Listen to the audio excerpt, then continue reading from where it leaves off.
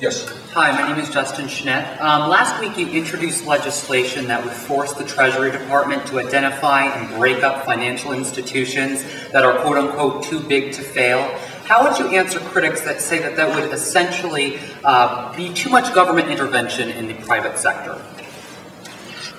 Too much government intervention? Correct. Okay. We are in the midst of a major recession right now, as you all know. Why are we how did we get into this recession? Well, there are a number of factors. People have dropped the ball on a number of areas. Well, one of the ways, which most people agree, is that somewhat over a year ago, we have our friends on Wall Street who were in the midst of collapsing. And I voted against the bailout for a number of reasons. But the argument that President Bush and then Secretary of the Treasury Paulson brought forth is, after telling us for many, many years how great the economy was, they came to Congress one day and they said, oh, it seems that we made a little bit of a mistake. And if you in Congress do not give us $700 billion in the next couple of weeks, the entire world's financial system might collapse, leading to a world depression perhaps worse than the 1930s. We're sorry, we made a little bit of a mistake, but other than that, things are going pretty well. Well, the argument for the bailout was too big to fail. These institutions were too big to fail. Who knows what that expression means?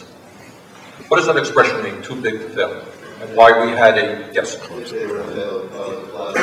Exactly. So if these institutions, if Bank of America or Goldman Sachs or Wells Fargo collapsed, it would take down a significant part of the economy with it. So the argument is we had to bail these guys out and sustain them so that Main Street, if you like, or the regular economy would not collapse into a depression. That was the argument. Now, if the argument is that those institutions had to be bailed out because they were too big to fail, what is the logical conclusion in terms of public policy? What should you do if you have a handful of large institutions that have so much power over the economy that if they go down, they take the economy with it? What is the logical conclusion that one might reach in terms of public policy? Yeah, exactly. Break it up. Break it up.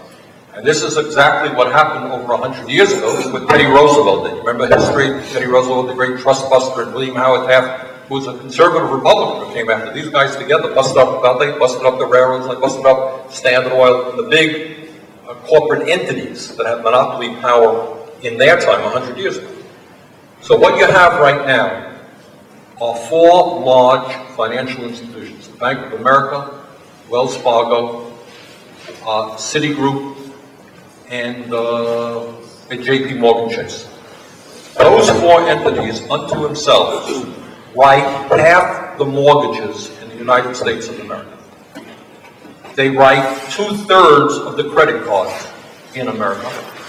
And they control a huge, huge amount. They control 40% of the deposits in this country. Those are four institutions. Three of those four are bigger today than they were before we bailed them out. So my thought is that you don't want to be in the same position tomorrow that we were a year ago and start breaking them up right now. And we're getting some interesting support on that concept.